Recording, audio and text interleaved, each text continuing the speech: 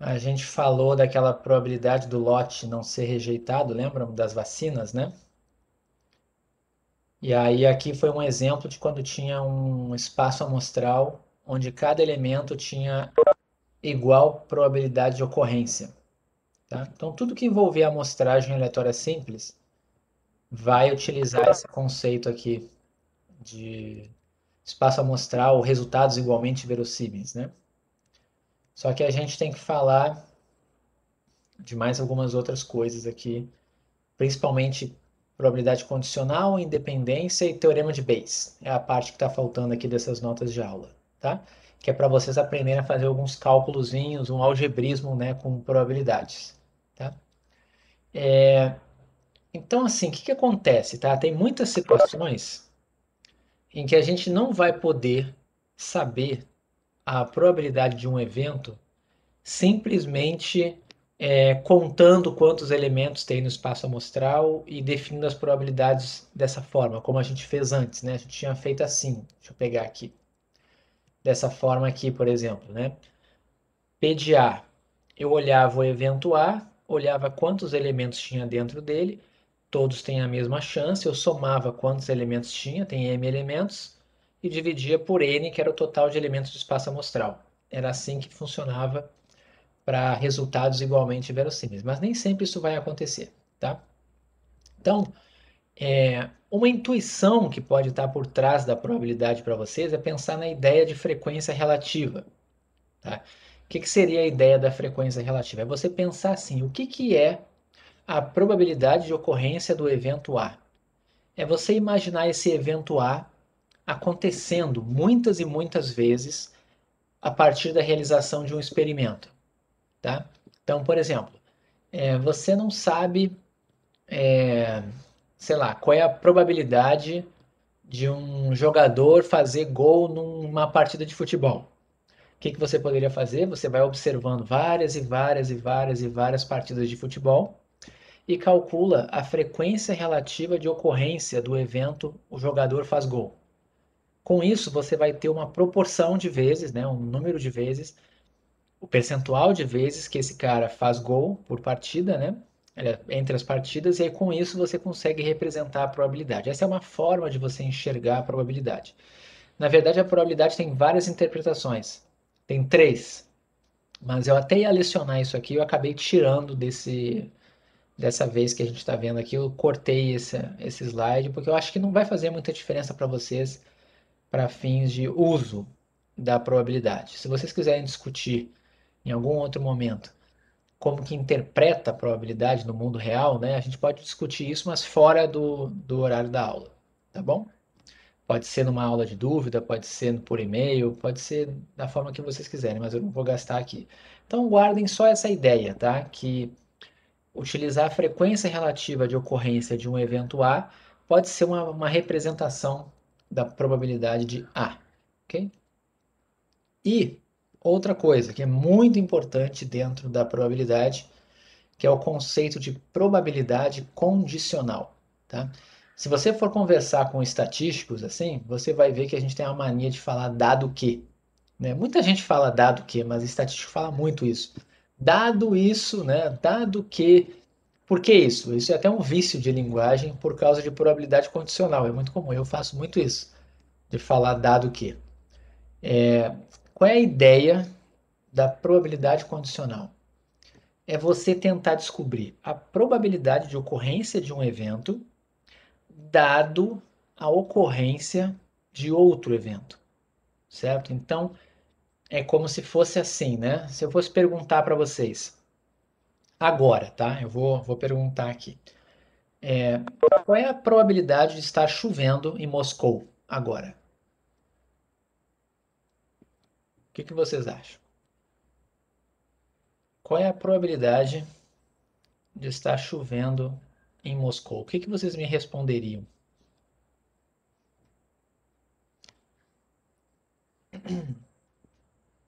Não pode olhar no Google, não pode consultar.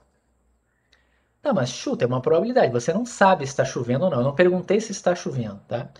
Eu só perguntei assim: que probabilidade você daria para o evento estar chovendo?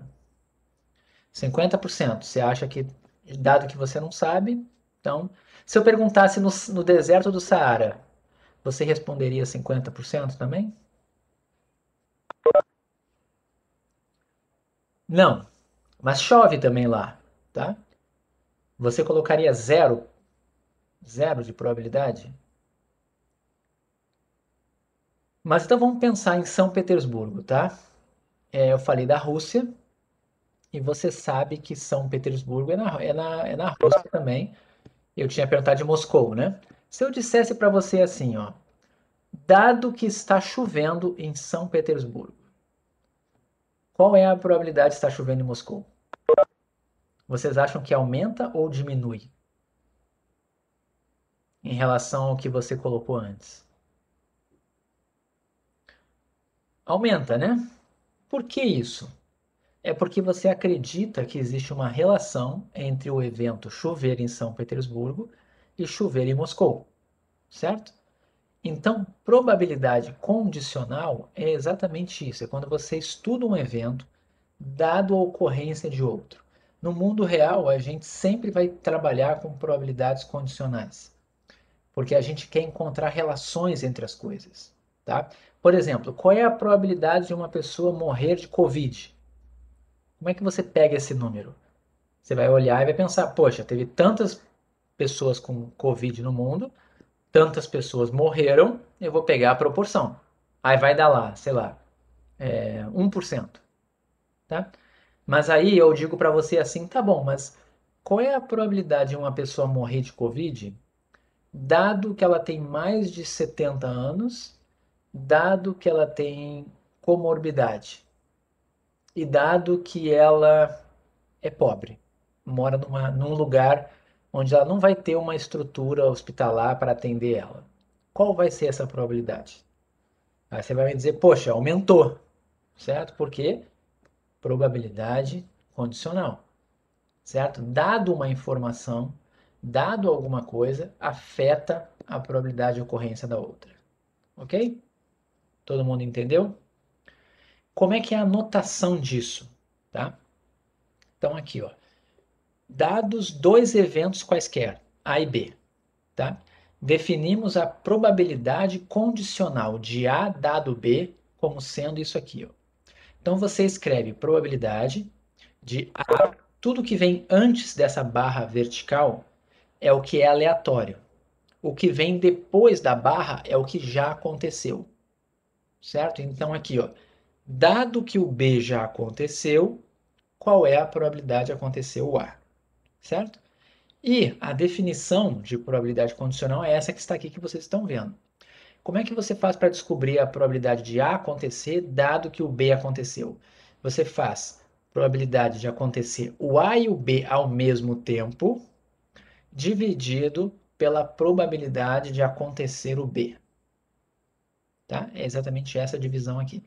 Notem que você não pode ter o P de B igual a zero, por dois motivos. Tá? Um é um motivo matemático. Está no denominador, não pode ser zero. E o segundo argumento é o seguinte, né? Se B já aconteceu, ele não pode ter probabilidade de ocorrência igual a zero, porque eu estou assumindo que ele já aconteceu. Então, ele é um evento que pode acontecer, ele não pode ter probabilidade zero, certo? Então, esse P de B diferente de zero, na verdade, é P de B maior do que zero e menor do que 1, mas ele não pode ser zero. Ok? Isso é probabilidade condicional. Então, peraí. Outra coisa, tá? Antes a gente ver um exemplinho aqui. Como consequência daquela definição da probabilidade condicional, a gente consegue outras duas equações aqui. Então, deixa eu ir aqui no quadro rapidamente. É o seguinte, né? P de A dado B é igual a P de A interseção B sobre P de B. Eu já falo como é que calcula isso depois, tá? Consequentemente, eu posso escrever probabilidade da interseção como sendo P de A dado B vezes o P de B, certo? Então, daqui eu posso concluir, ó, que P de A dado B vezes P de B é igual à probabilidade de A inter B. Essa daqui é a primeira equaçãozinha que está nesse slide que eu acabei de mostrar. Certo? Então, se aparecer na sua frente uma probabilidade de uma interseção e você não souber calcular, mas você tiver probabilidade condicional dada no problema, você pode tentar usar ela para encontrar essa probabilidade da interseção. Só que perceba o seguinte, também funciona se você fizer assim, ó. P de B dado A. O que é P de B dado A? P de B dado A é P de B interseção A dividido por P de A, usando a definição de probabilidade condicional. Só que tem uma coisa, em conjuntos, tá?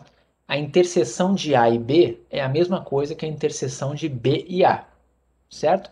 Então eu posso mudar a ordem aqui, ó, e escrever igualzinho a outra. A e B. Ou seja, em cima era A dado B, agora eu fiz B dado A. Também apareceu o P de A interseção B. Então o que a gente pode fazer aqui?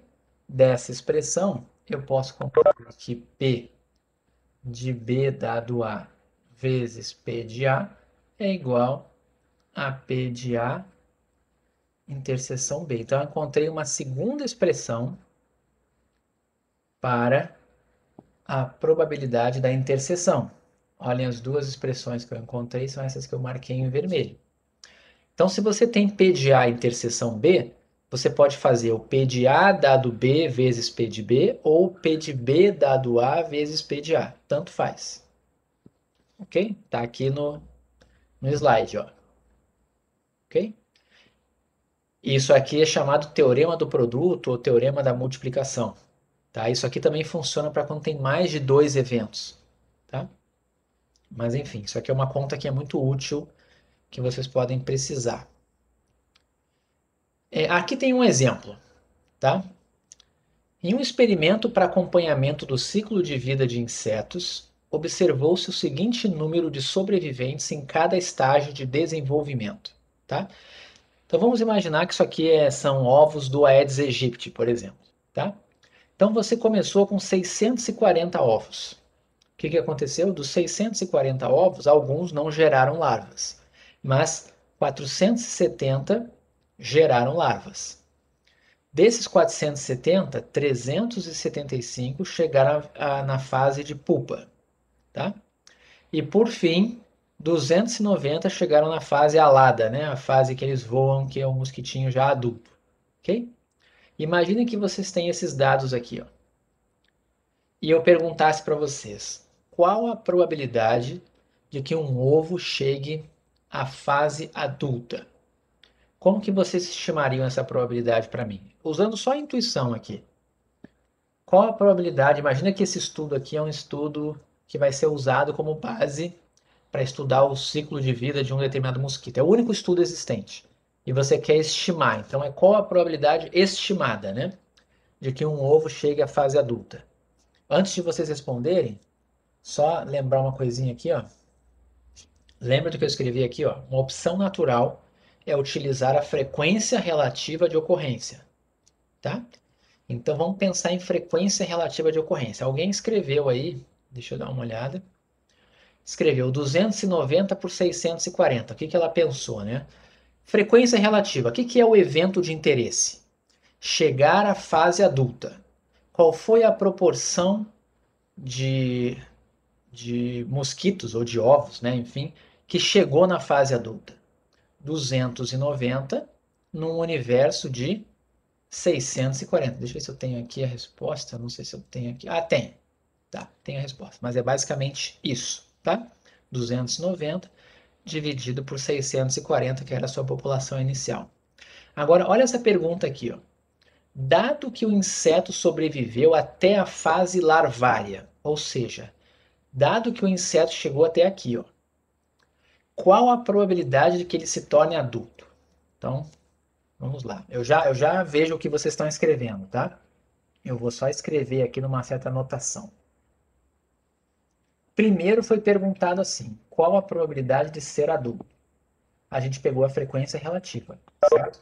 Casos favoráveis dividido pelo total de casos. Então foi 290 por 640. E agora é o seguinte: dado que ele chegou na fase larvária, qual a probabilidade dele chegar na fase adulta? De novo, eu quero saber a probabilidade dele chegar na fase adulta. Só que agora é dado que, vou botar um L aqui para dizer que ele chegou na fase larvária. Certo? Tudo bem? Então vamos pensar. Isso aqui, por definição, a gente acabou de olhar. Por definição, isso aqui é como se fosse P de A dado B. É igual a P de A interseção B dividido por P de B. Então aqui vai ser P de A dado L é P de A interseção L dividido por P de L. Ok? Até aqui tudo bem? Agora vamos fazer o seguinte. Vamos estimar essas duas probabilidades com frequências relativas. Vamos olhar de baixo primeiro. Qual é a probabilidade de um mosquito chegar na fase larvária? Vamos olhar lá. Qual é a probabilidade de um mosquito chegar na fase larvária? Eu vou fazer isso com base na proporção. Qual foi a proporção de mosquitos que conseguiu chegar na fase larvária? 470 dividido por 640. Tá? Eu sei que tem pessoas respondendo já tudo certo aí, tá? Eu só estou fazendo aqui para quem está seguindo o raciocínio aqui da conta. Mas está certo o que vocês estão me mostrando aí no bate-papo, é o que eu estou olhando. Então vai ser 470 dividido por 640, certo? Agora vamos olhar em cima. Interseção. Olha só, aqui são dois eventos. Chegar na fase adulta e essa interseção significa e, ao mesmo tempo. Chegar na fase adulta e chegar na fase larvária. Quantos mosquitos chegaram na fase adulta e na fase larvária? Eu quero que aconteça esses dois eventos aqui. Quantos que chegaram na fase adulta e na fase larvária? Todo mundo concorda que é 290? Porque esses 290 aqui, ó, eles estão aqui dentro. A interseção entre os que viraram larva e os que viraram adulto são os que viraram adulto, porque todos os que viraram adulto já foram larvas um dia. Certo? Na verdade, esses 290 aqui, ó, representam a interseção de todos esses conjuntos. Porque se eu fosse pensar, né, o conjunto dos que já foram ovos, já foram larvas, já foram pupa e já viraram mosquitos adultos, a interseção de todos eles é o 290. Todo mundo entendeu? Então, aquela probabilidade de acontecer virar adulto e virar larva, eu tenho que pegar quantos viraram adultos. Todo mundo entendeu isso? Vai ser o 290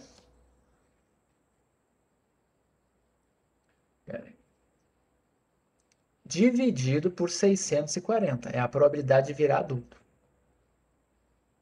Certo? Então, o que vai acontecer aqui? Vai cortar esse denominador. Então, vai ficar simplesmente 290 dividido por 470. Agora, vamos olhar quanto que isso dá. Está aqui no slide. Se alguém perguntasse assim, qual é a probabilidade de que um ovo chegue à fase adulta? Você vai responder 0,45. Agora, se alguém perguntasse para você, tá bom, mas dado que ele já conseguiu virar larva, é certo que ele já foi larva um dia na vida. Ele não morreu na fase de ovo, ele chegou à larva. Qual a probabilidade dele virar adulto? É esperado que esse número aumente. Todo mundo entendeu? É esperado que aumente. Vai de 0,45 para 0,60. Se eu fizesse algo parecido aqui, né, qual é a probabilidade desse inseto chegar na fase adulta, dado que ele chegou na fase pupa?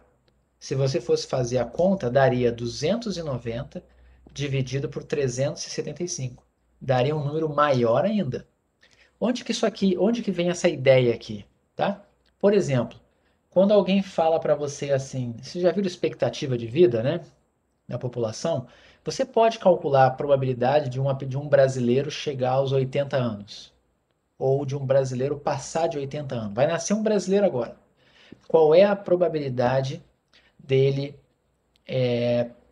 passar de 80 anos, certo? Como é que isso seria calculado? Você poderia pegar qual é a proporção de pessoas que consegue chegar até 80 anos. Aí você estimaria dessa forma.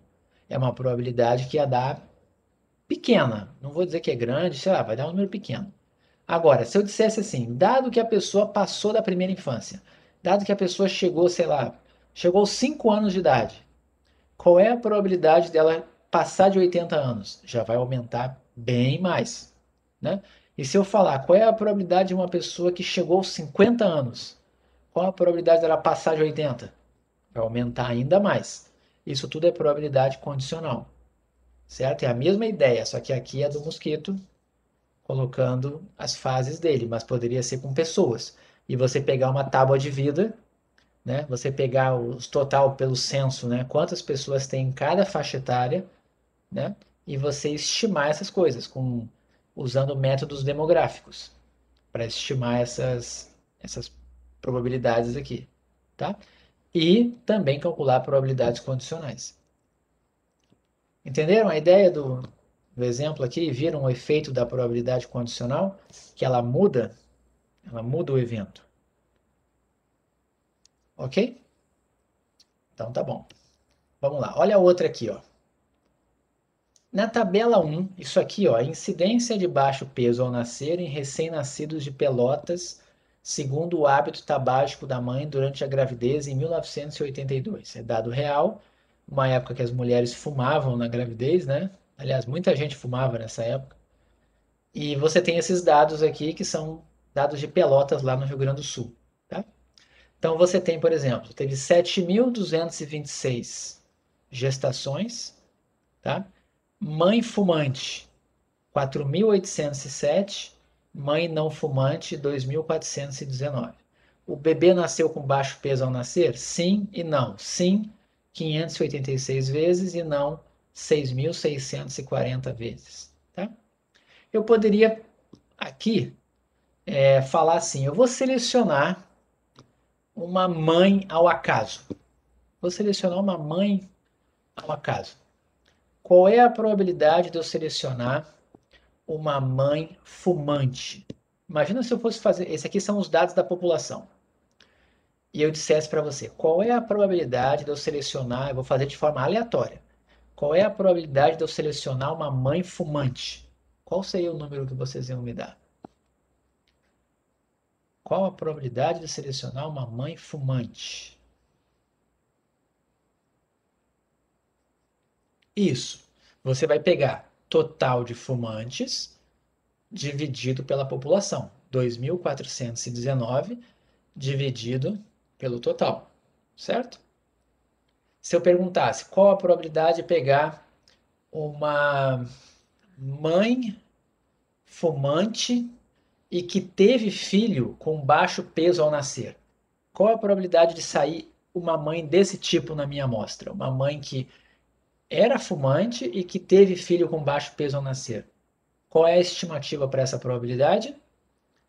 Aqui, ó, 275 dividido por 7.226. Essas assim são fáceis.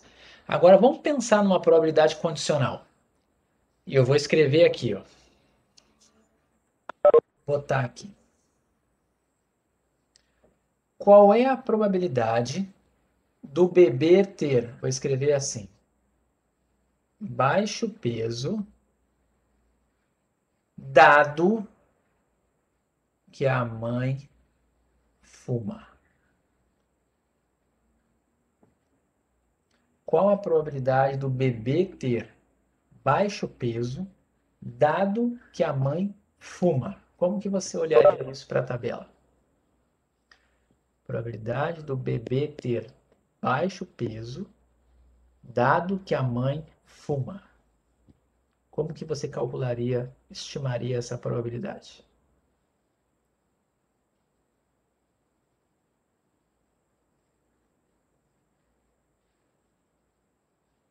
Eu vou mostrar primeiro usando a intuição aqui na tabela e depois fazendo a conta lá, para provar que é igual, tá? Olha só. Vamos olhar primeiro o condicional aqui, ó. Dado que a mãe fuma. Quem é meu universo agora? Dado que a mãe fuma. Quantas mães fumam? Quem são as mães que fumam? São essas aqui, 2.419. Dado que eu já sei que a mãe fuma, eu estou num universo de 2.419 pessoas. Qual a probabilidade da criança nascer com baixo peso? 275 dividido por 2.419. Todo mundo entendeu o raciocínio? Dado que a mãe fuma, eu estou nessa linha aqui, na linha do 2.419. E se eu perguntasse o contrário? Dado que a criança não teve baixo peso, a criança nasceu saudável, qual a probabilidade da mãe ter sido fumante? Dado que a criança nasceu com peso normal, qual a probabilidade da mãe ser fumante? Se eu selecionar uma mãe aleatoriamente, né? E eu já sei que o filho dela nasceu com o peso normal. Qual vai ser essa probabilidade?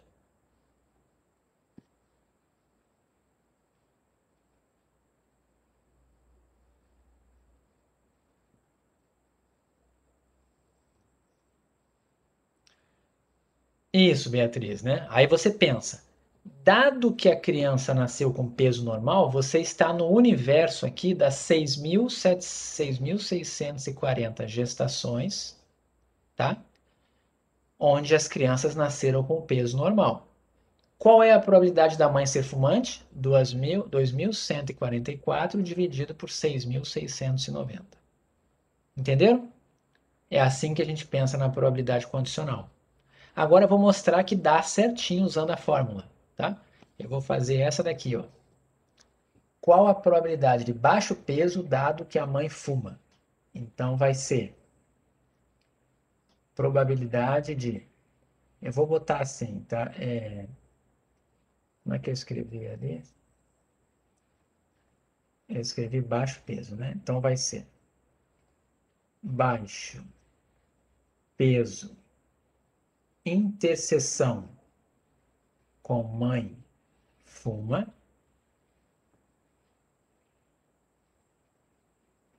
dividido pela probabilidade da mãe fumar.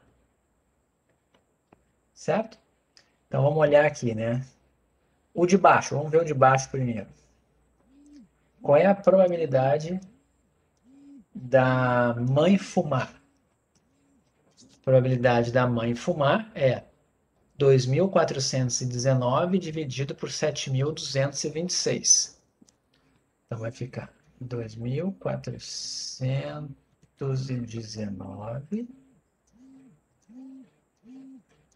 dividido por 7.226. 7.226. E em cima, probabilidade dessa interseção. Baixo peso com mãe fumante. Baixo peso com mãe fumante são 275 num universo de 7.226. Então, o de cima vai ser 275, também dividido por 7.226. O que acontece aqui? Corta, corta. Fica 275 dividido por 2.419, que foi o número que vocês tinham me falado, que a gente fez com a intuição, que era o 275 do universo das mães fumantes. Certo? E aí aqui só um lembrete. Cuidado ao atribuir relações de causa e efeito. Tá? De novo. Isso aqui é um estudo observacional. Por mais que você possa dizer que sabe-se que o tabagismo faz mal na gravidez, com esse estudo que está aqui, você só pode ter uma candidata à causa. Será que essas crianças nasceram com baixo peso porque as mães eram fumantes? Né? Olhem só aqui, ó. Dado que a mãe é fumante, a probabilidade do filho nascer com baixo peso foi de 0,114. Agora, quando a mãe era não fumante, essa probabilidade era a metade praticamente. Ou seja, a mãe ser fumante estava associada a um risco 2 vezes maior aqui, ó, tá? Era um risco de 2 vezes, na verdade, o risco da mãe que não fuma. Mas de novo, será que é por causa do cigarro ou por causa de outros motivos que são relacionados ao cigarro e não necessariamente ao cigarro? Alguma outra condição psicológica, alguma outra questão de alimentação, alguma outra questão genética ou qualquer outra coisa? Tem que investigar, porque não foi um experimento. Você não mandou as mães fumarem durante a gravidez. Certo? Mas isso aqui é uma evidência estatística a favor da hipótese de que o tabagismo pode causar o baixo peso ao nascer. Se vários estudos mostrarem isso, você começa a acreditar, certo? E acredito que nesse estudo aqui eles devem ter comprovado isso, né? Mas enfim, entenderam a ideia da probabilidade condicional?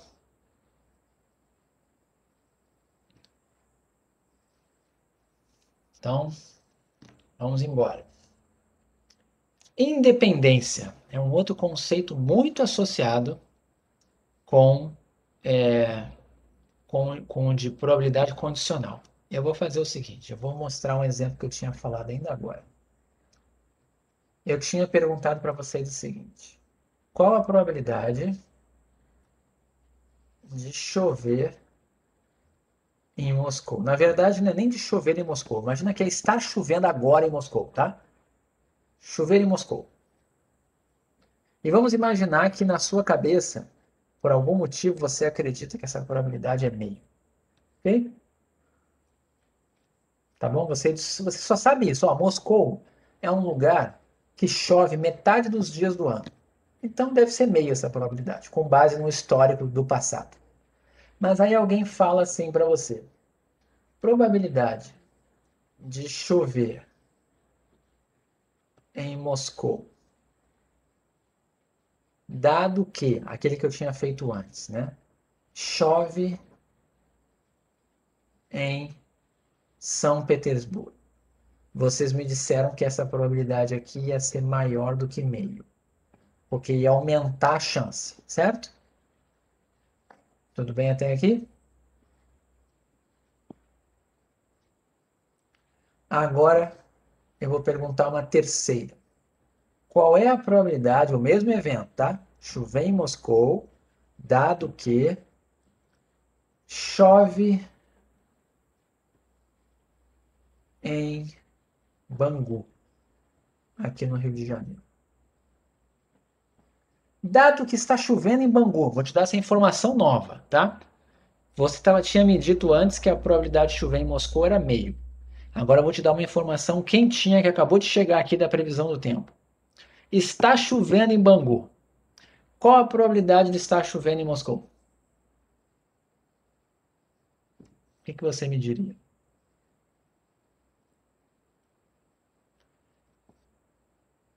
Meio. Por que isso? Por que você acha que manteve? Por que não mudou? Me dê uma explicação. São coisas que não parecem ter associação nenhuma, né? Certo? Parece que não tem nenhuma ligação. Então, quando isso acontece, é quando você tem dois eventos independentes. Certo? Então, leia essa frase aqui. Existem situações em que o conhecimento da ocorrência de um evento não gera informação alguma a respeito da ocorrência do outro evento. Ou seja, um não traz informação para o outro, não ajuda em nada a entender o outro. Certo? Quando isso acontecer, você tem independência. Aquele exemplo ali que eu acabei de botar no quadro é um exemplo de dois eventos independentes. Que eventos são esses? Chove em Moscou, chove em Bangu. Não tem relação nenhuma, não tem por que acreditar que chover em Bangu afeta a chance de chover em Moscou. Pode até ser que tenha alguma relação, tá? Eu não sou meteorologista, pode ser que alguém me prove aqui que tem relação, mas a princípio a gente vai assumir aqui que não tem, tá?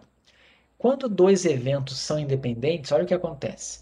Dois eventos são independentes se e somente se a probabilidade da interseção é igual ao produto das probabilidades, certo? Então, se eu perguntasse qual é a probabilidade de acontecer o A e o B ao mesmo tempo, isso vai ser dado pela probabilidade do A acontecer vezes a probabilidade do B acontecer. E eu já vou dar a intuição disso para vocês, tá? Outra coisa que acontece, tá? Pensem aqui, vocês concordam com essas duas afirmações que estão aqui? Olha só. Imagina que A e B são independentes, certo? E alguém fala assim para você: qual é a probabilidade do A acontecer, dado que o B aconteceu? Vocês concordam que se eles são independentes, conhecer o B não vai afetar nada? Não vai mudar o P de A? P de A com ou sem o B é o mesmo. Vocês entendem isso? Estão vendo aqui nessa expressão? A mesma coisa de baixo. P de B dado A. Dado que A aconteceu, não afeta em nada a probabilidade do B acontecer. Então, P de B dado A é o P de B. Certo? Tudo bem? Sabendo disso, olhem para essa expressão que a gente tinha chegado agora há pouco. Olhem isso daqui. Ó. Lembram dessa expressão aqui? O que acontece se A e B são independentes? A e B são independentes. Como é que ficaria esse primeiro termo aqui?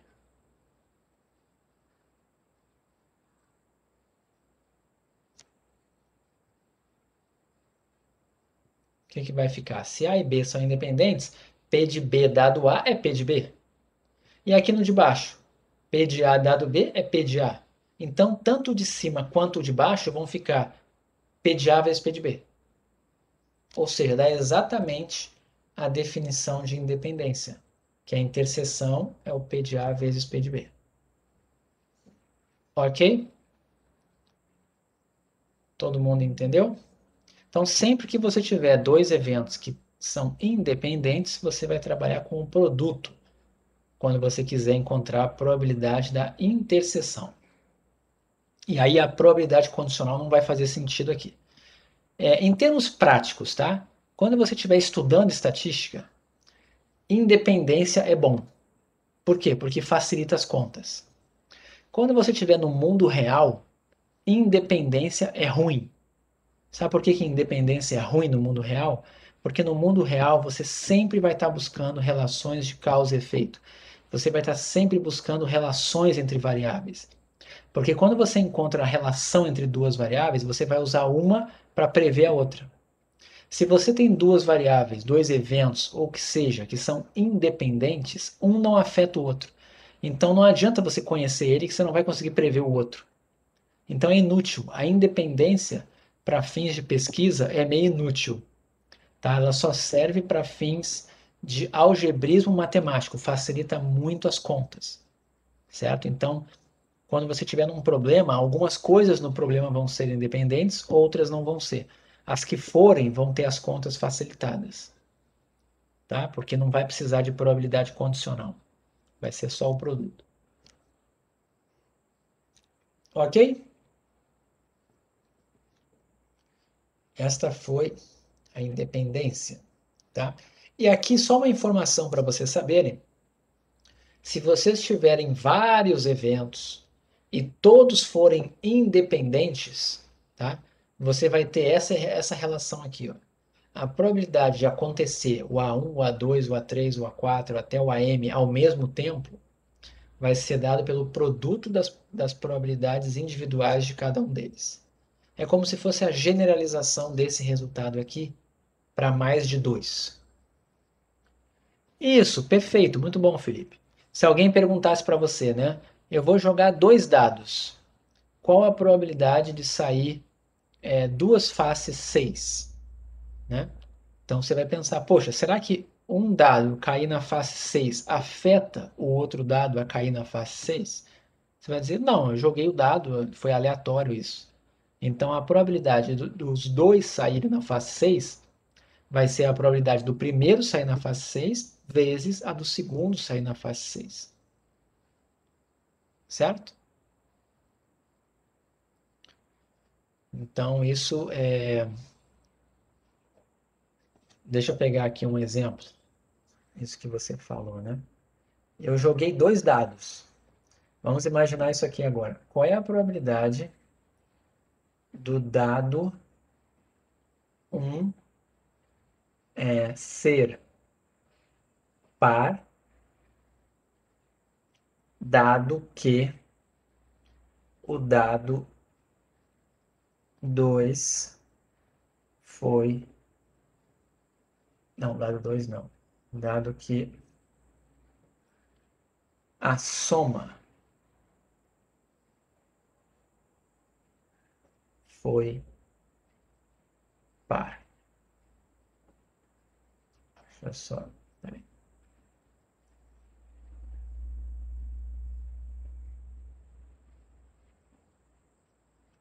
Olha isso aqui. Você joga 2 dados, tá?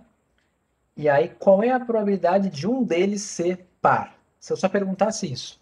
Joguei 2 dados, mas um deles, qual a probabilidade de um dado cair face par? Aí você vai pensar, poxa, é a probabilidade de sair o 2, o 4 ou o 6. E tem 6 opções, 3 sobre 6, meio, né? É meio. Mas aí eu pergunto, qual é a probabilidade do dado 1 ser par, dado que a soma foi par, tá? Aí você vai ter que pensar aqui, tá? Teoricamente, tá? O que que acontece? É independente? É totalmente independente isso aqui? A soma ser par e o dado 1 ser par. Será que é independente? Vamos pensar, tá? Isso aqui é como se fosse P de A dado B. Então vamos pensar. Isso aqui é probabilidade da interseção, né? Então vou botar assim, ó. D1 é o dado 1, tá? D1 par, interseção com soma par, dividido pela probabilidade da soma par. Certo? Vamos pensar aqui, de quantas maneiras podem sair esses dois dados aí? Quem é o nosso espaço amostral, né? Vamos só pensar aqui rapidinho.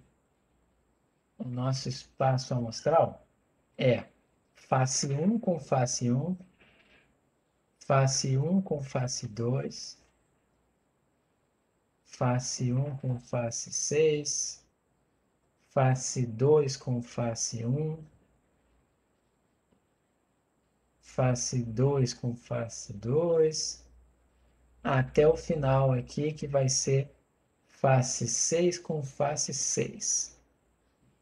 Quantos elementos tem esse conjunto aqui? Todo mundo concorda que são 36 elementos? São 36 elementos, né? Aí uma pergunta. Vamos pensar aqui. Vamos olhar o denominador primeiro. Qual é a probabilidade da soma ser par, né? Quando é que a soma vai ser par? É quando os dois forem par ou quando os dois forem ímpar, certo? Porque se os dois forem par, vai dar soma de dois números pares, vai dar par. Se os dois forem ímpar, também a soma vai dar par. Então vamos pensar aqui. O evento de baixo, tá? Vou até botar aqui, vamos botar aqui.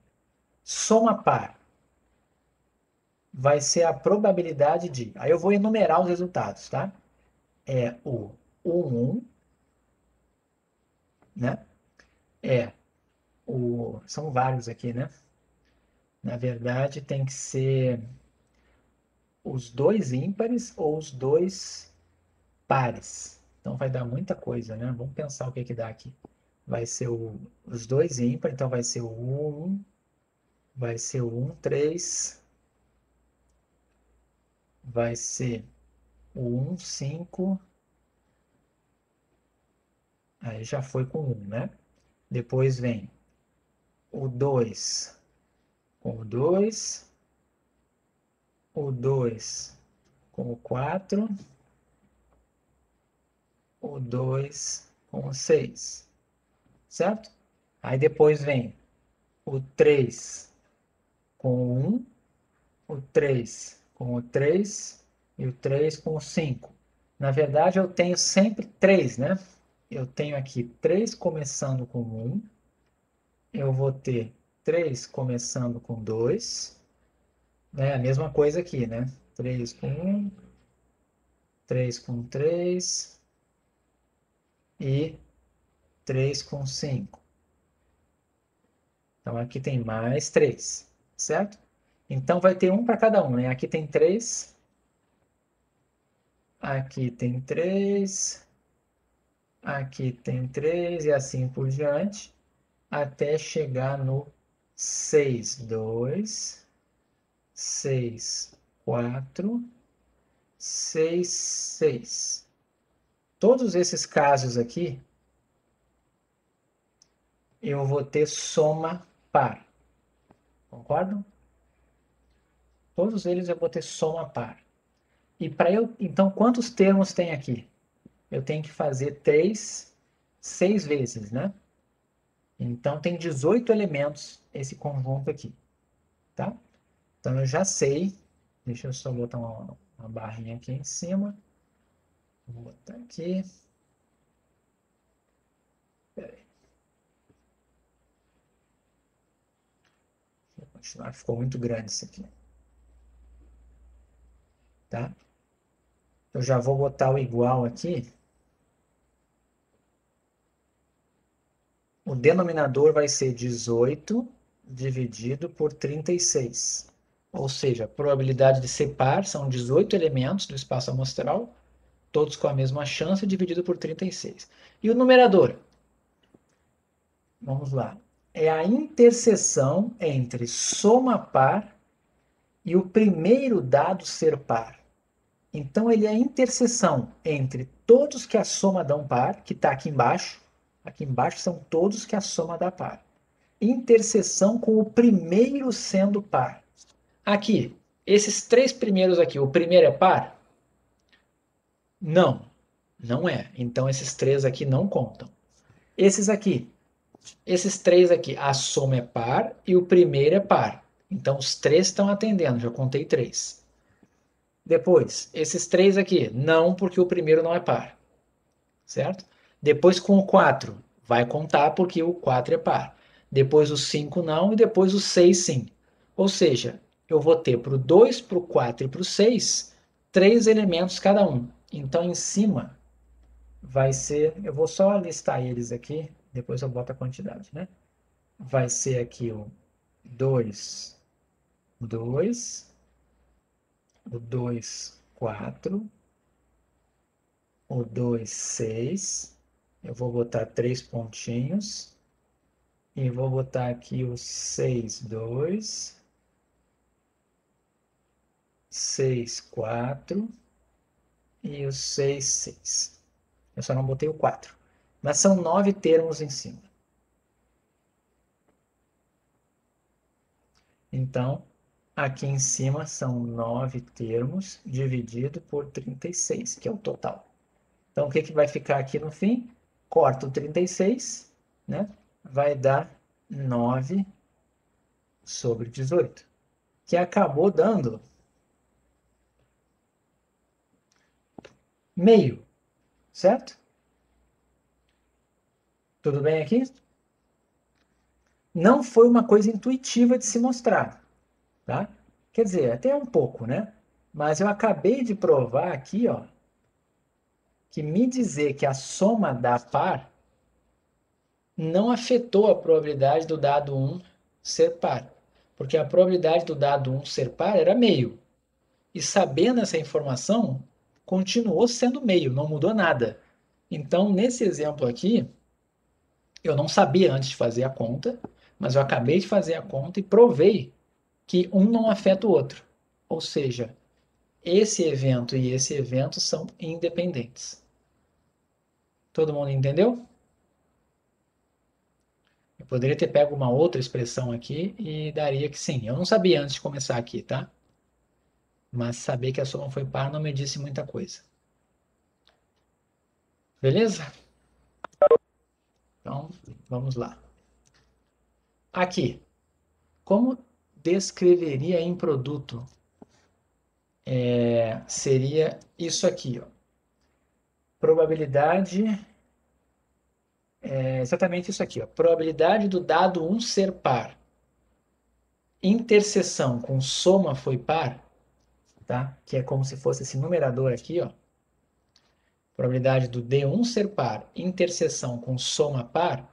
Se eles são independentes, vai ficar probabilidade do D1 ser par, que é meio, vezes a probabilidade da soma ser par, que também foi meio, né? A gente viu aqui, ó, soma par também foi meio, 18 por 36. Então é um quarto. Essa probabilidade dessa interseção aqui, ó, é um quarto.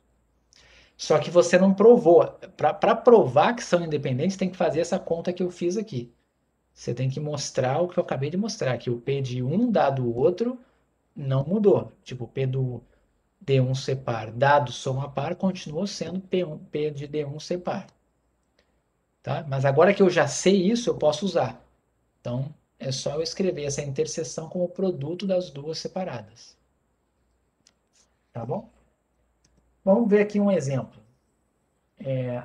Seja uma população de N indivíduos em uma comunidade, onde 55% são brancos e 51% são mulheres. Se selecionarmos um indivíduo ao acaso, qual a probabilidade de que ele seja branco e homem? Tá? Aqui, a gente vai ter que pensar, né? Poxa, será que tem alguma relação entre a cor da pele e o sexo? Tá? Se você pensar, não, acho que não tem relação nenhuma. Eu acho que nessa comunidade aí, ser branco não tem relação nenhuma com ser homem ou mulher. Essas coisas são independentes. Se você assumir que são independentes, como é que você calcula, então, a probabilidade de alguém ser branco e homem? Apareceu a letra E aqui, letra E. Então é interseção.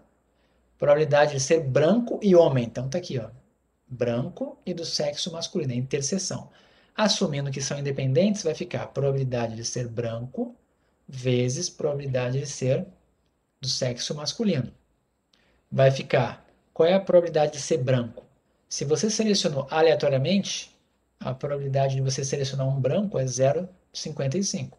E de selecionar um homem, né, se tem 51% de mulheres, os homens são 49%. Então, essa é a probabilidade de você selecionar um homem branco nessa comunidade.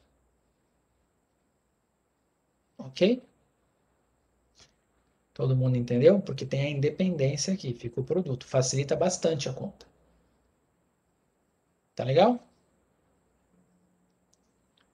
Então tá. Agora vem um ponto interessante aqui, tá? Imagina, por exemplo, que aquele não caiu um foguete da China esses dias aí? Caiu, né? Vamos imaginar que isso aqui é um mapa da Terra, tá?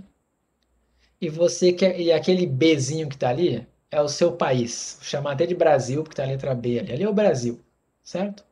E você quer saber a probabilidade do míssil, do foguete que estava descontrolado, desgovernado, cair no Brasil, certo?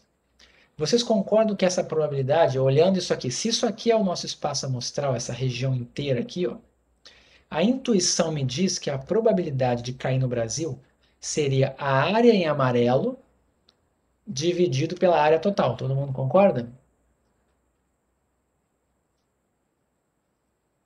Ok? Então tá, isso é um fato, né? E você pode calcular dessa forma. Agora vamos imaginar que você não soubesse a área que você tem aqui do Brasil. Você não soubesse. Mas você soubesse outra coisa. Você tivesse uma divisão do globo terrestre em algumas regiões, em 15 regiões do globo. E você soubesse exatamente qual é a proporção de área que o Brasil tem em cada um desses pedacinhos do globo. Então, por exemplo, nesse pedacinho A14 aqui, tem pouquinho de Brasil aqui.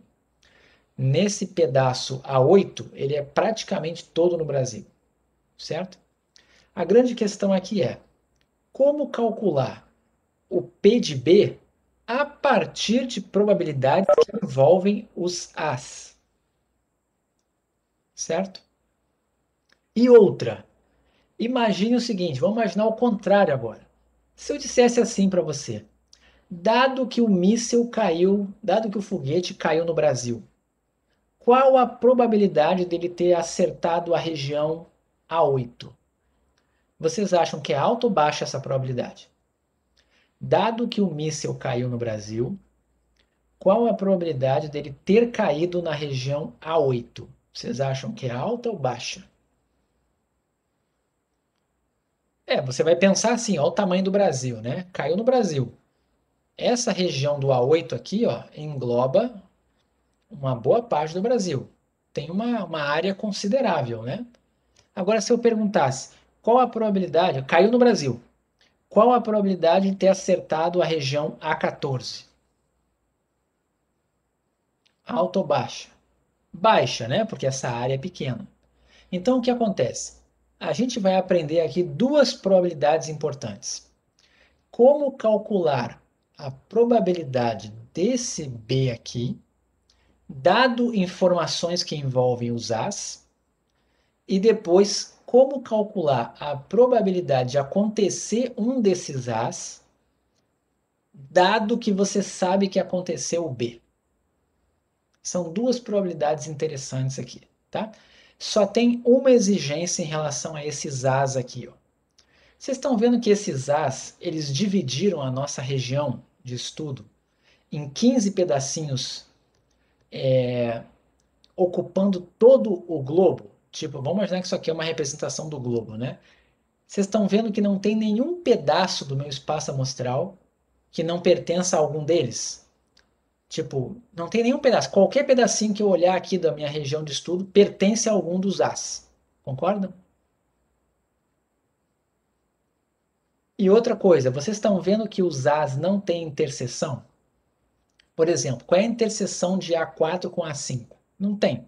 O A4 está aqui, o A5 está aqui, tem a divisão entre os dois. Uma coisa está de um lado, outra coisa está do outro. Não existe uma região de interseção. Por exemplo, existe uma região de interseção entre o B e o A8. É essa região aqui, ó. Entre o B e o A9 é essa meia-lua aqui, né? Essa pedacinho aqui é a região interseção entre o B e o A9. Mas entre o A9 e o A10 não tem interseção, certo? Quando você pega o seu espaço amostral e cria eventos que formam uma partição, é como se você fizesse uma divisão do seu espaço amostral em vários pedaços. Esses pedaços formam o espaço amostral, então é como se fosse assim, se você juntar todos os pedacinhos que você dividiu, esses As aqui, a união deles tem que dar o ômega. A união deles tem que dar o ômega. E a segunda condição é, não pode ter interseção entre esses As. Se você tiver essas duas condições satisfeitas, interseção vazio e união deles dá o ômega, você criou uma partição, tá? Então agora eu vou ensinar dois cálculos de probabilidade que envolvem partições. E vocês vão dizer para mim, caraca, onde que isso vai aparecer na minha vida? Eu vou mostrar que aparece, tá? Querem ver a partição mais simples que você pode ter de um espaço amostral? Estudando em ciências sociais? Vamos pensar aqui, eu vou selecionar uma pessoa aleatoriamente, tá? Eu sei a pessoa que vai sair? Não, eu não sei. Eu sei se ela é branca? Não sei. Eu sei se ela é alta? Não sei. Mas vocês concordam que eu posso dividir os valores possíveis que eu posso vir a obter dessa pessoa em dois tipos? Homens e mulheres, por exemplo? Se eu dividir em homens e mulheres, vocês concordam que eu não vou ter interseção? Se eu selecionar uma pessoa, não vai acontecer de eu ter dúvida na hora de marcar, ou é homem ou é mulher, tá? Tirando algumas questões que a gente possa ter hoje em dia de identidade, enfim, pensando assim em alguma característica biológica, alguma coisa nesse sentido, você não vai ter nenhuma interseção, certo? Outra, a união forma o ômega? Sim, forma o ômega. Poderia pensar em outra também. Por exemplo, trabalha e não trabalha. Trabalha e não trabalha. Ou trabalha ou não trabalha. Não tem meio termo. Então, uma partição é os que trabalham e os que não trabalham. Não tem interseção e a união forma o todo, certo? Eu poderia colocar também escolaridade. Eu divido as pessoas em fundamental, médio e superior. Então, é até o fundamental, do fundamental ao médio, vamos dizer assim, e o superior ou mais. Se eu dividir esses três grupos, eu estou fazendo uma partição, porque a união deles dá o ômega e eles não têm interseção, certo? Lembrando que é o nível final de escolaridade, né? Não é se você cursou o ensino fundamental, é qual é o seu último ano cursado, né? Você não tem interseção. Tudo isso são partições, tá? Então vamos olhar aqui, ó. Olha o que está escrito. Quando o nosso espaço amostral pode ser particionado em N eventos disjuntos. O que significa eventos disjuntos? Quer dizer que eles não têm interseção, certo? E essa palavra particionado quer dizer que a união deles dá o ômega, tá? Então, a gente pode utilizar essa partição para encontrar probabilidades de um evento B qualquer por meio de probabilidades condicionais. E para isso você vai utilizar o teorema da probabilidade total. Não vou fazer a demonstração do teorema aqui, mas apenas saibam que ele é dado por essa expressão aqui, ó. Tá? Olhem o que está escrito aqui. A probabilidade, vamos tentar contextualizar naquele exemplo do míssil cair, tá? A probabilidade do míssil cair no Brasil vai ser a soma dessas probabilidades aqui, ó. Probabilidade do míssil cair no Brasil, dado que ele caiu na região A1, vezes a probabilidade dele cair na região A1, mais a probabilidade dele cair no Brasil, dado que ele caiu na região A2, vezes probabilidade de cair na região A2, e assim por diante. É como se eu tivesse aqui, ó. Qual a probabilidade do míssil cair no Brasil? Eu começo aqui, ó. Probabilidade de cair no Brasil, dado que ele caiu na região A1. Qual é essa probabilidade? Qual é a probabilidade do míssil cair no Brasil, dado que ele caiu na região A1? Qual é essa probabilidade?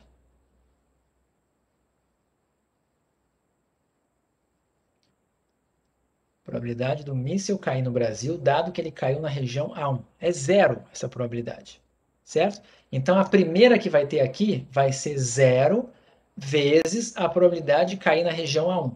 Qual é a probabilidade de cair na região A1? É a área de A1 dividido pela área total, certo? Mas dá zero. Vai dar tudo zero aqui porque era zero a probabilidade. O A2.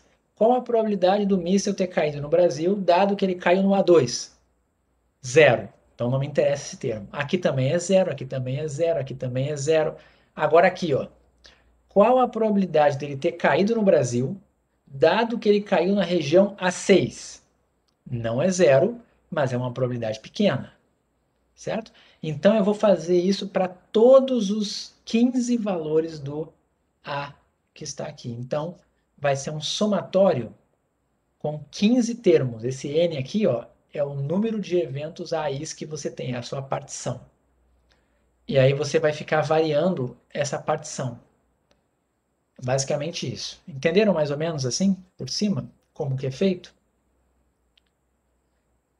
E o nome disso aqui é Teorema da Probabilidade Total. Tá? Teorema da Probabilidade Total é o que dá esse P de B que está aqui. É uma probabilidade única em que você utiliza probabilidades condicionais para encontrar o valor dela. Vamos ver um exemplo disso. Esse aqui é um exemplo bem típico que pode aparecer na frente de vocês um dia. Tá? Considere uma região metropolitana com 5 municípios. A1, A2, A3, A4 e A5. Pergunta. Região metropolitana, 5 municípios. Município tem interseção? Não. Vocês concordam que a união desses municípios da região metropolitana ela vai resultar na região metropolitana inteira? Sim. Ou seja, esses 5 municípios formam uma partição, certo? Do nosso ômega, que é a região metropolitana. Olha o que mais que diz aqui. O município A5 tem 40% da população. E os demais têm 15%. Então é como se o A5 fosse a capital. E os demais são municípios periféricos. Então a capital tem 40% da população e os em volta têm 15%. Certo? Agora o seguinte, imagina que você quer descobrir uma informação sobre movimento pendular. Lembra do movimento pendular? O movimento pendular é aquele de uma pessoa que mora num lugar e trabalha em outro município e ao final do dia ela retorna para casa. Então ela fica fazendo esse movimento migratório, vamos dizer assim, só que diário, né? Troca de um município, vai para o outro para trabalhar e depois volta. Tá? Isso é movimento pendular. Vamos imaginar que você quer descobrir o fluxo pendular, o movimento pendular na região metropolitana, mas você não tem dados da região metropolitana. Você só tem dados dos municípios, que são pesquisas que foram feitas dentro de cada município. Aí você descobre o seguinte, ó, que o fluxo pendular de trabalho é de 10% da força de trabalho no município A1. Certo? Então, assim, no município A1, 10% fazem movimento pendular. No município A2, 20% faz movimento pendular. No A3, 30%. 15% no A4 e no A5, que é a capital, né? Pouca gente faz movimento pendular da capital. Todo mundo trabalha na própria capital. Então, 5% apenas fazem movimento pendular na capital. Aí olhem a pergunta aqui. Qual a probabilidade de que um trabalhador dessa região metropolitana realize movimento pendular de trabalho? Notem, eu estou pedindo uma probabilidade que não está associada a cada uma dos elementos que formam a minha partição. Eu quero uma probabilidade geral. Qual a probabilidade que um trabalhador dessa região metropolitana realize movimento pendular? É isso que eu quero saber. Então, vamos para o quadro. Não adianta querer fazer de cabeça, tá? Até pode adiantar, mas eu não recomendo. Eu vou chamar de evento B, tá? Faz. Peraí, deixa eu só ver se a anotação. Deixa eu ver se eu. F e A1, A2 é o município, eu vou chamar aqui de F. Pronto.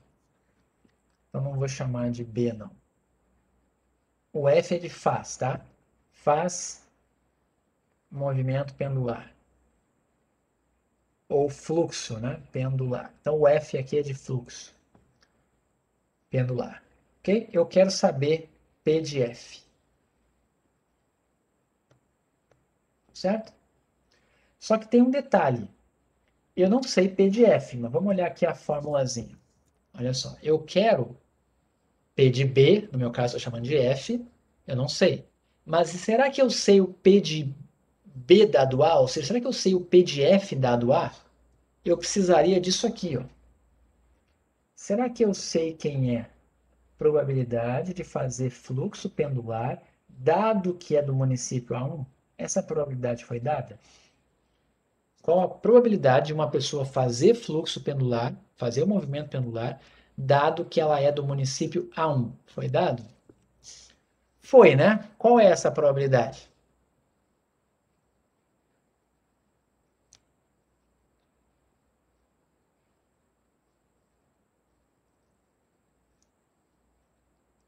Do município A1. Do município A1, o fluxo pendular é 10% da força de trabalho do município A1. 10%. Então, essa probabilidade aqui é 0,1. Certo? Aí vamos lá. Será que tem para os outros? Tem.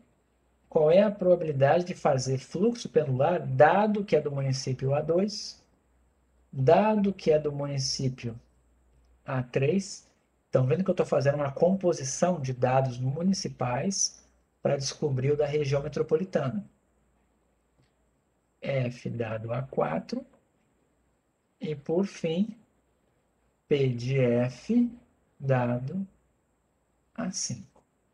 Então, ali ficou, o primeiro era 0,1, o segundo era 0,2, o terceiro é 0,3, então aqui é 0,2, aqui é 0,3, depois 0,15 e por fim 5%.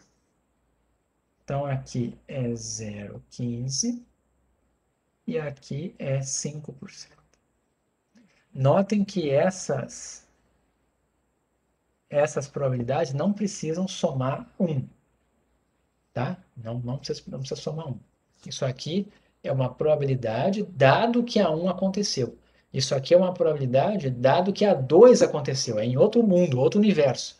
Aqui é no universo onde a 1 aconteceu, aqui é no universo onde a 2 aconteceu. Não são comparáveis essas coisas, tá? Mas estão aqui as probabilidades. Então, olhem só que curioso aqui. Para encontrar o P de B, eu precisava de P de B dado A. Então, aqui, para encontrar o P de F, eu preciso de P de F dado A. Eu tenho. E agora, o que mais que eu preciso? Eu preciso dos P de As, que é o peso que esses As têm. Será que eu tenho o peso que esses As têm? Tenho. O peso que esses As têm são exatamente a probabilidade de cada um deles, né? Se você vai selecionar um trabalhador de forma aleatória, qual é a probabilidade dele vir do município A1? Esquece fluxo pendular. Vou selecionar um trabalhador. Qual a probabilidade dele ser proveniente do município A1? 15%. Está escrito aqui.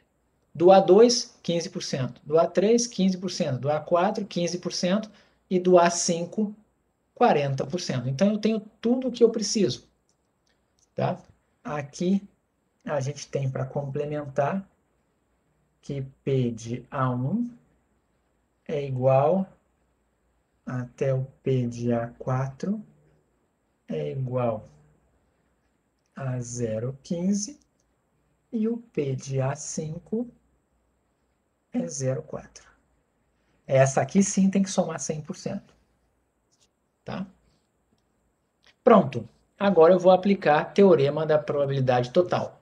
Vou já botar aqui a fórmula para vocês verem. Aqui são os dados do problema, tá? Que exatamente eu acabei de colocar no quadro, são os dados do problema. E agora eu vou aplicar a fórmula, tá? Então vai ficar assim, ó. Probabilidade dele fazer fluxo pendular é o somatório de quantos termos? A minha partição tem quantos elementos? 5. Então, é um somatório com 5 elementos. P de F dado AI vezes P de AI. Então, ficou aqui. Probabilidade de fazer fluxo pendular, dado que ele é da região do município A1, 0,10, vezes a probabilidade dele ser do município A1. Vocês estão vendo que isso aqui é como se fosse uma média ponderada? Olha o que a gente está fazendo aqui. A gente está fazendo uma soma de probabilidades, só que elas têm um peso. O que é esse peso? O peso é exatamente a probabilidade do cara ser selecionado naquele município. E os pesos somam 1. Então, lembra, a média ponderada é somatório do peso vezes o valor que você quer, dividido pela soma dos pesos. Mas a soma dos pesos aqui dá 1. Então, é dividido por 1. Certo? Isso aqui é uma média ponderada dos fluxos de cada município, usando como peso o tamanho do município. Certo? Então, por exemplo, uma média de 0,10 com 0,20, com 0,30, com 0,15 e 0,05. Só não é uma média aritmética, porque para ser média aritmética eu teria que somar eles e dividir por 5. É como se todos tivessem peso 0,2. Mas não, tem um aqui que tem peso 0,4 e os outros todos têm peso 0,15. É quase uma média aritmética. Se não fosse essa capital aqui, que tem peso maior, se ela também tivesse peso igual, todos teriam peso 0,2. E aí seria a média aritmética. E aí quanto que dá esse P de F aqui? 0,1325. Então é mais ou menos assim. Qual é a probabilidade do cara fazer fluxo pendular? 13,25%. E se eu perguntasse, tá bom, mas e dado que ele veio do município A, qual é a probabilidade? 0,10. Dado que ele veio do município A5, 5%. Mas se eu não sei de onde ele veio, essa é a probabilidade dele fazer movimento pendular. Todo mundo entendeu o que foi feito aqui?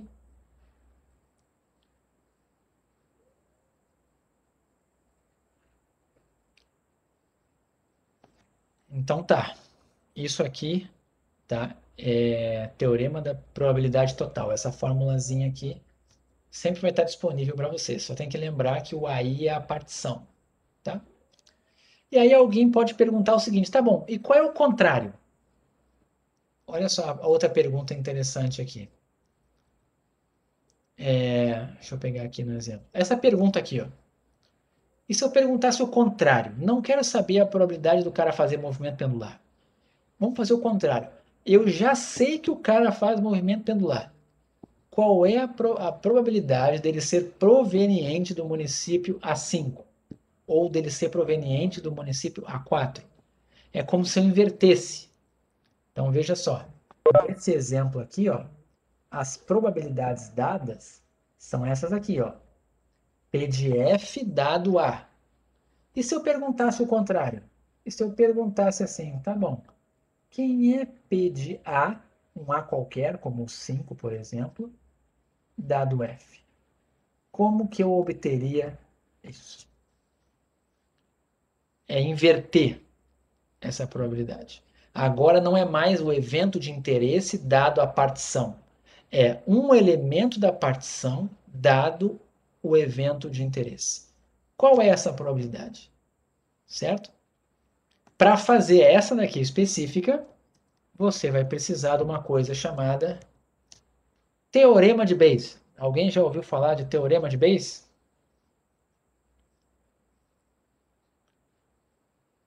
Sim.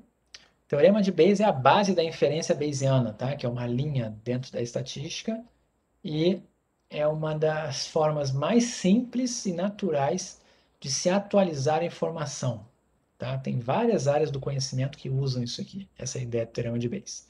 Tá? Isso aqui foi feito no século XVIII por um cara que era reverendo, que é chamado Thomas Bayes, tá? Que é o pai da inferência bayesiana. Só que ele só publicou isso aqui depois de morto. Tá? O trabalho dele, na verdade,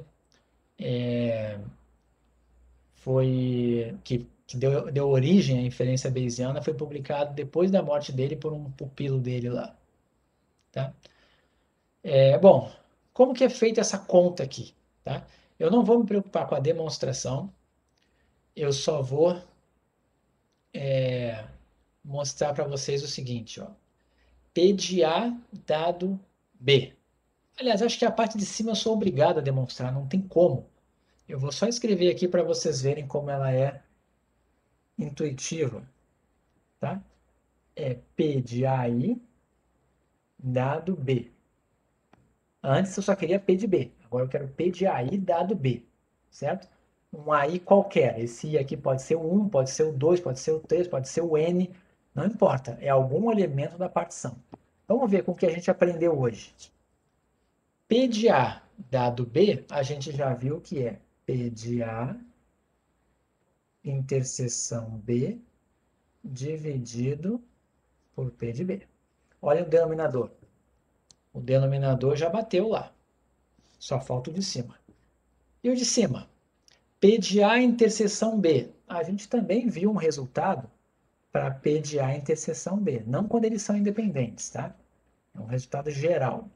Quando eu tenho P de A interseção B. A gente viu que P de A interseção B pode ser visto como P de B dado AI vezes P de AI. Nós vimos isso hoje, dividido por P de B.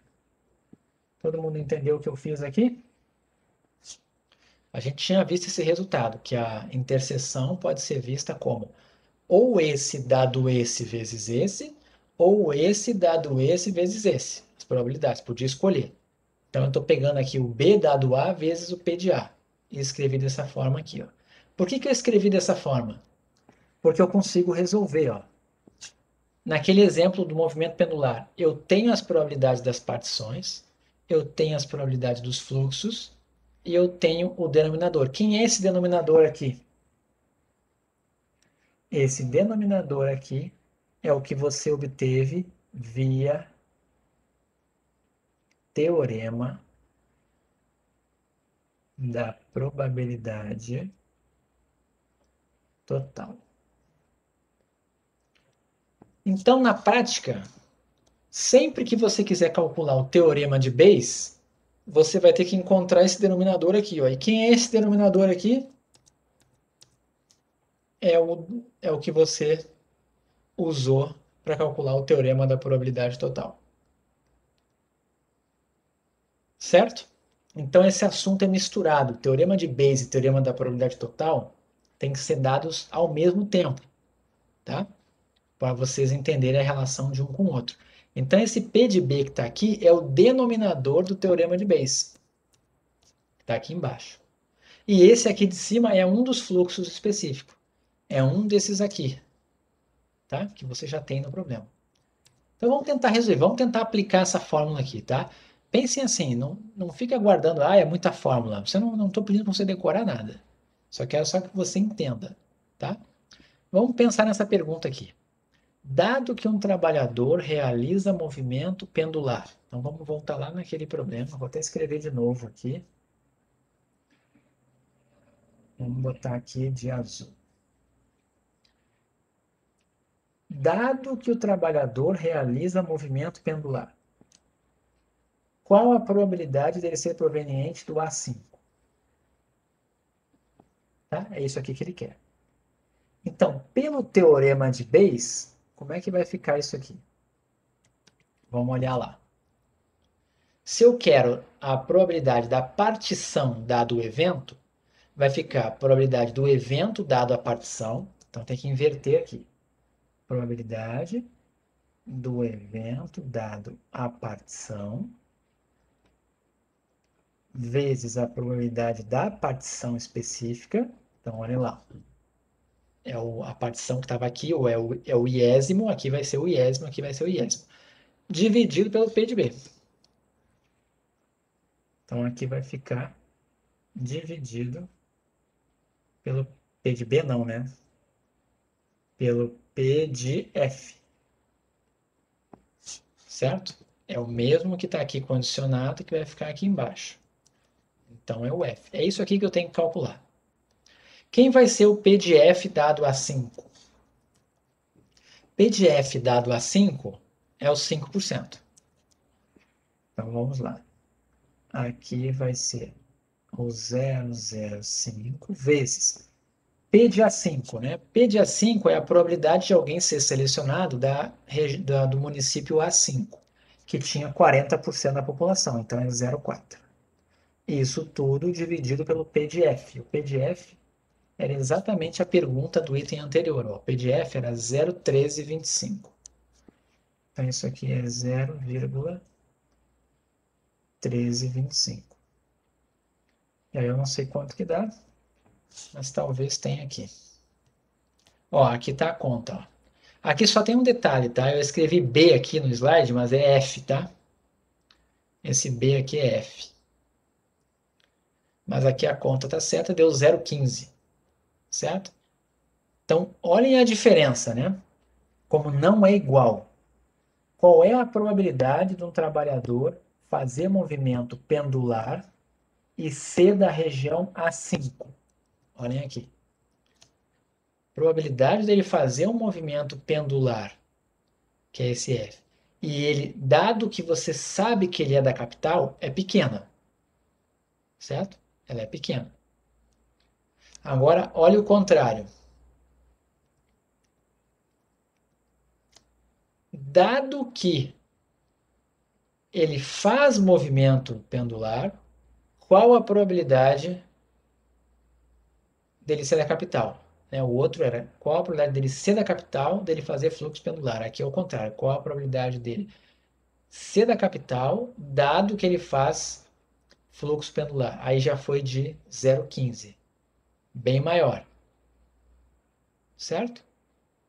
Por quê? Porque na capital tem mais gente. Só por isso.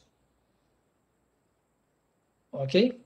Como tinha mais gente, acaba que é maior. Essas probabilidades não são muito intuitivas, Às vezes as pessoas pensam que se P de A dado B é pequeno, P de B dado A tem que ser pequeno também. Não, não quer dizer. Você pode ter um P de A dado B pequeno e P de B dado A grande, e vice-versa, tá?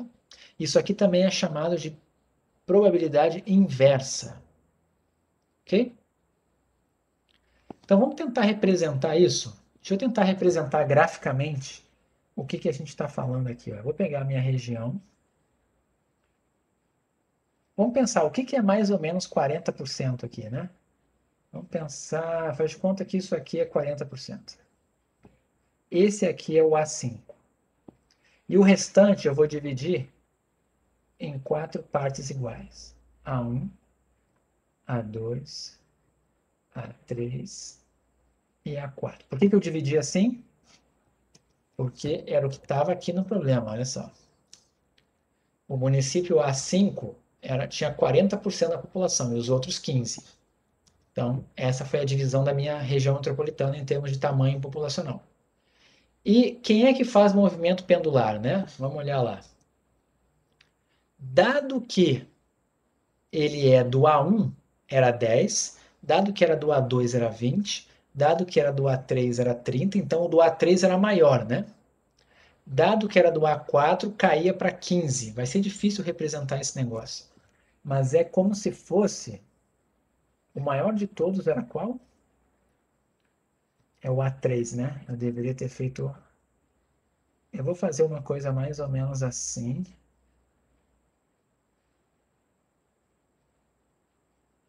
Deixa eu fazer uma coisa. É como se fosse uma coisa assim, tá? Eu não quero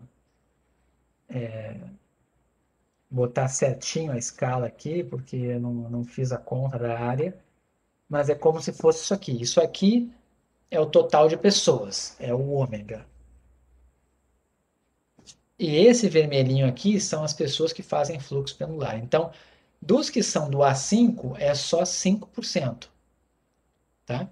Dos que são do A5, que faz fluxo pendular, é 5%.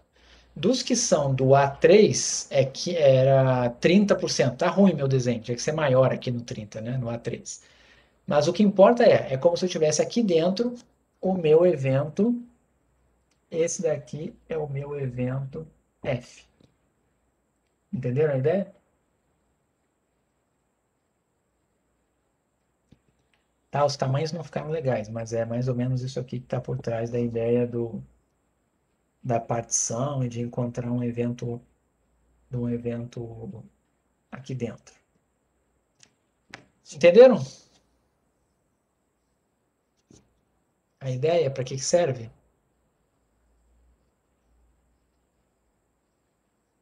E aí uma receita de bolo, tá? Se alguém pedir para você, você está nesse contexto aqui, e alguém pedir para você, vou botar em preto aqui, ó, P de F, ou seja, o P daquela região vermelhinha ali, você vai usar o teorema da probabilidade total. Se alguém pedir a probabilidade da partição dado F, você vai usar Bayes, teorema de Bayes. Então lembrem, teorema da probabilidade total não é para achar uma probabilidade condicional, é para achar uma probabilidade de um evento. Ele usa a probabilidade condicional. E para usar o teorema de Bayes, vai ser um problema em que vão dar para você um evento dado a partição e vão te pedir a partição dado o evento. Vão te pedir uma condicional. Aí você usa o teorema de Bayes. E para usar o teorema de Bayes, vai precisar do PDF aqui, vai precisar do teorema da probabilidade total para botar no denominador. Geralmente, nos problemas, isso está sempre misturado. Sempre vai aparecer essas duas coisas aqui. Conseguiram entender para que serve?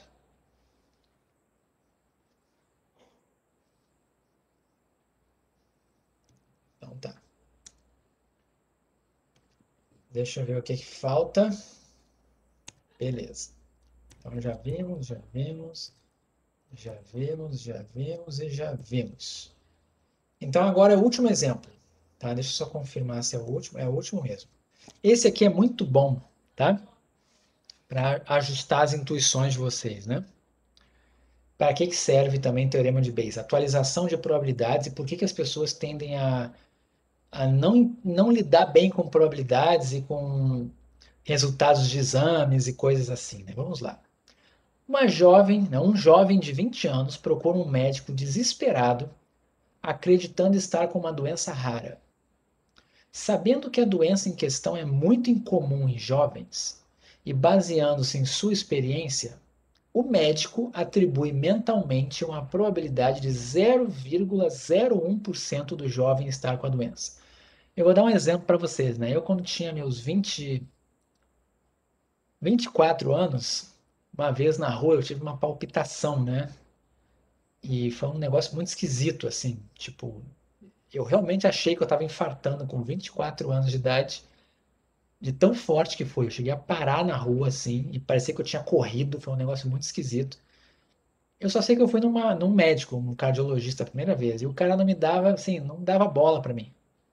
Não queria nem saber o que era, escutou, não, tu não tem nada, né?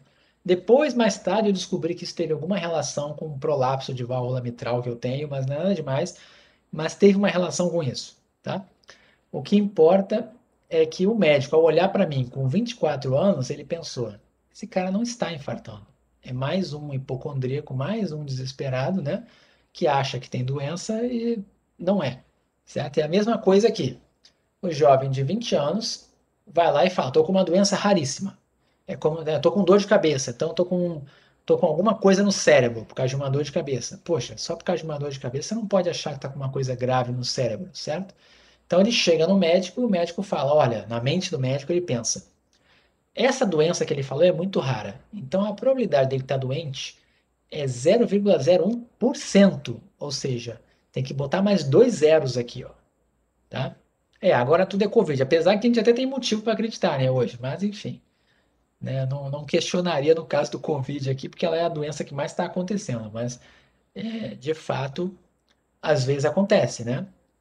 Tipo, em época de epidemia de dengue aqui no Rio, qualquer pessoa que chegasse no hospital com febre alta e dor no corpo era dengue também, mas isso é protocolo. E apesar disso, fazendo dessa forma, você ainda tem subnotificação, tá? Só para deixar claro. Mas voltando para o problema. Aqui, 0,01%. Tem que botar mais dois zeros aqui para a probabilidade, tá? Porque a probabilidade não é em percentual. Isso aqui está multiplicado por 100, tá? Então é um número bem pequeno. Só que acontece, para tranquilizar o cara, o médico pede que o jovem faça um exame que costuma dar positivo em 95% das vezes que o paciente está com a doença e em 5% das vezes em que o paciente está sadio. Vamos pensar que ele vai fazer um teste que, se ele tiver doente, o teste tem 0,95 de probabilidade de dizer que ele está doente. Mas se ele não estiver doente, o teste tem ainda assim 0,05 de probabilidade de dar que ele está doente. Ok? Aí aqui, após fazer o exame, o resultado dá positivo. Na mente de vocês, vamos lá, se coloquem no lugar do jovem. Você chega lá no médico dizendo: estou doente. O médico não acredita em você. E aí você faz esse teste que está aqui. E o teste dá positivo. O que você vai pensar?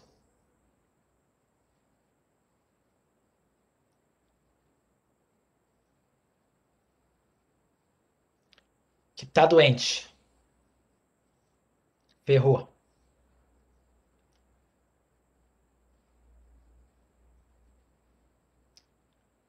Agora eu vou pensar, então, vamos pensar numa coisa aqui, vamos ver se muda a mente de vocês, tá? Imagina que você estava brincando, você é uma criança, está brincando em casa com seus brinquedos e de repente você se machuca. Você machuca o dedo, corta o dedo, certo? E aí você chega no médico e o médico resolve lá, tá doido, não sabe o que você teve, faz lá um teste de raiva. No meio do teste lá saiu se você estava com raiva, tá? né? Se você pegou de uma mordida de um animal, certo? Mas saiu lá no exame junto e deu positivo. E o teste tem essas probabilidades aqui, ó. Se a pessoa está com a raiva, a probabilidade do exame dar positivo é 0,95. E se a pessoa não está com a raiva, a probabilidade do teste dar positivo é 5%. E dá que é positivo. Eu vou fazer uma pergunta para vocês. O que vocês acham que é mais provável de ter acontecido? De você, criança, realmente ter se contaminado com raiva sem ter percebido e aí você cortou o dedo e não sabe? Ou você acha que aconteceu um falso positivo? O que é o mais provável?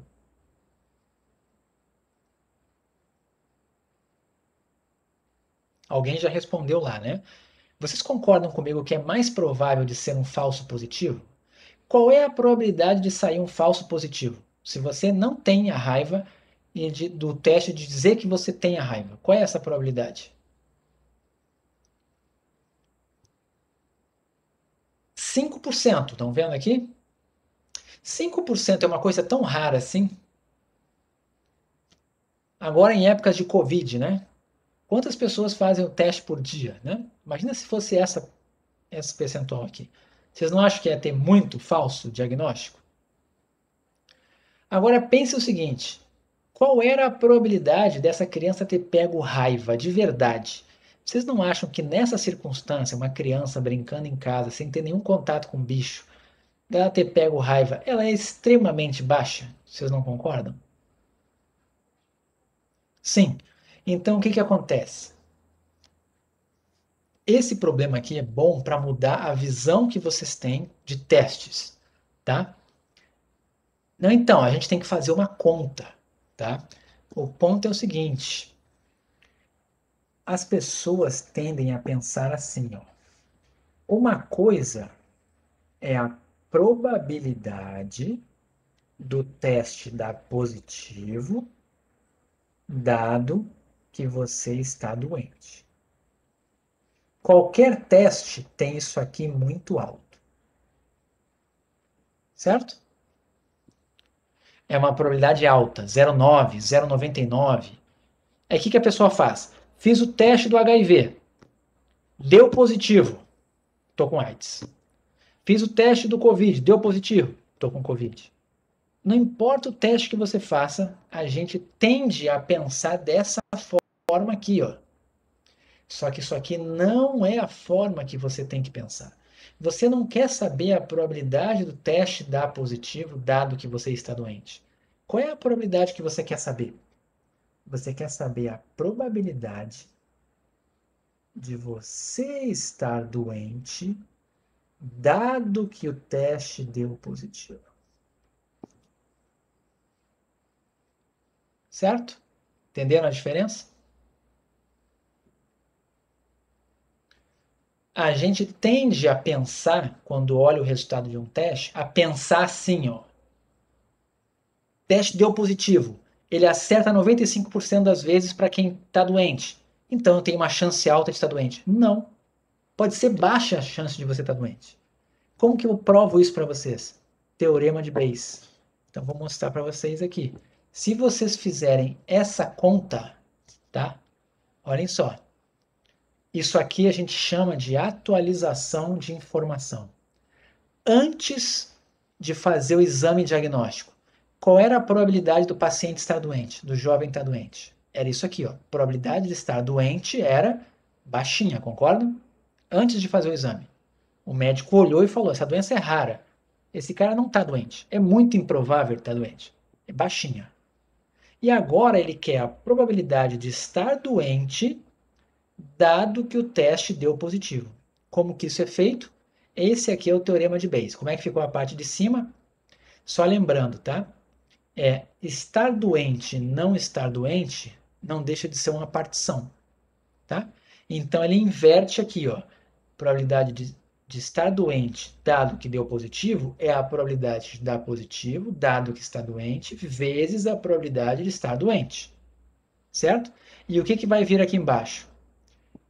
É o teorema da probabilidade total, que é probabilidade do teste dar positivo. Então, se você olhar aqui, ó, é a última conta de hoje. Tá? Deixa eu só botar aqui, ó. Pera aí. Pelo teorema da probabilidade total, você teria que calcular a probabilidade do teste dar positivo. A probabilidade do teste dar positivo vai ser a probabilidade do teste dar positivo, dado que está doente, vezes a probabilidade de estar doente, mais, é um somatório, a probabilidade de dar positivo, dado que não está doente, eu vou botar um complementar em cima, que é o não doente, vezes a probabilidade de não estar doente. O que vai acontecer? O teste tem uma tendência de dar positivo. Por quê? Porque esse número aqui, ó, é 0,95. Esse número aqui é 0,05. Mas qual é o problema? A probabilidade de estar doente é quase zero. Aqui, né? Quase zero. E essa daqui é quase 1. Certo? Ele faz uma média ponderada. Vai ser uma média ponderada entre 0,95 e 0,5. Certo? É uma média ponderada. Com o peso sendo quase zero para estar doente e o peso sendo quase 1 para não estar doente, que é esse aqui. Quando você faz essa conta aqui, isso daqui eu não estou fazendo de cabeça. Deixa eu ver se tem no quadro ali. Não, não tem no quadro. Mas isso daqui vai dar o quê? Vai dar próximo de 0,05. Vê se vocês concordam comigo. Eu estou fazendo uma média ponderada. 0,95 com peso quase zero, com 0,05. É uma média entre 0,95 e 0,05. Só que eu vou dar peso quase zero para esse 0,95 e peso quase 1 para o 0,05. Então a resposta vai ser muito mais próxima dos 5%. Vai ser próximo de 5%. Certo? Então o que vai acontecer aqui? Ó? Esse denominador está próximo de 5%. Mas e o numerador? Quanto que dá o numerador? Percebam que o numerador do teorema de Bayes sempre vai ser um dos termos do denominador. Estão vendo que o numerador aqui, ó, é exatamente o primeiro termo? Ele sempre vai ser. No teorema de Bayes, o termo de cima sempre vai ser um dos termos de baixo. Quanto que vale o de cima? O de cima é exatamente o primeiro de baixo. Só que o primeiro de baixo é 0,95 vezes um número que é quase zero. Quanto que dá esse produto aqui, então? Esse produto aqui vai dar quanto? 0,95 vezes um número que é quase zero. Isso aqui vai dar próximo de zero também. Tá? Então, o que vai acontecer? Você está dividindo aqui em cima um número que é próximo de zero por um número que é próximo de 5%. Essa razão vai dar pequena. Olha quanto é que deu a razão. Aumentou a chance? Olha a diferença. Aqui era a priori. Probabilidade do jovem estar doente, 0,0001. A posteriori, depois que observou o teste, para quanto que aumentou a probabilidade? 0,001897. Vocês estão vendo que está com um zero a menos, né? Essa probabilidade aqui de baixo é 18 vezes a de cima. Vocês estão vendo? Ela é 18 vezes a de cima. Se você multiplicar isso aqui por 18, vai dar mais ou menos, por 19 praticamente, tá? Todo mundo concorda comigo que essa de baixo é quase 19 vezes a de cima?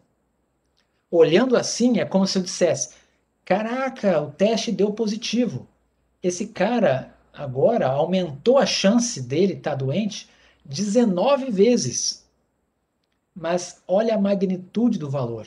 Se você tivesse que fazer uma aposta, seja antes ou depois do teste, você acha que esse cara está doente, sim ou não? Qual é a probabilidade dele estar doente? é quase nula, certo? Entenderam?